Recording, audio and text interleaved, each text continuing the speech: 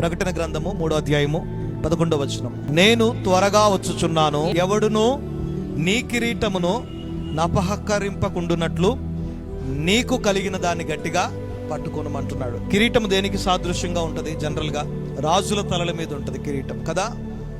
గౌరవానికి గుర్తుగా, మర్యాదకి గుర్తుగా, పదవికి గుర్తుగా, రాజరికానికి గుర్తుగా కిరీటం ఉంటుంది. ఆ కిరీటము దేవుడు మన యొక్క భక్తి జీవితాలను బట్టి, మన యొక్క ఆత్మీయ జీవితాలను బట్టి కిరీటాన్ని మనకిస్తాడు. అయితే అంత్య దినాలలో అపవాది అయిన సాతాను ఏం చేస్తాడంటే ఆ కిరీటాన్ని దొంగిలిస్తూ ఉంటాడంట. మన ఆత్మీయ జీవితాన్ని కొల్లగొడుతూ ఉంటాడు. మన ఆత్మీయ జీవితాన్ని పాడు చేయటానికి ప్రయత్నాలు చేస్తూ ఉంటాడు. ఇలాంటి సమయంలో మనం జాగ్రత్తగా మనకి ఇవ్వబడిన కిరీటాల్ని గట్టిగా పట్టుకోవాలి. రోడ్డు మీద వెళ్తూ ఉన్నావు, చైన్ స్నాచెస్ ఎక్కువగా తిరుగుతూ ఉన్నారు. ఒకవేళ ఎవరైనా అనుమానాస్పదంగా మన చుట్టూ తిరుగుతున్నట్టుగా కనపడితే మన మెడలో ఉన్న చైన్ని గట్టిగా పట్టుకుంటారు, ఎవరు కూడా దొంగిలించకుండా.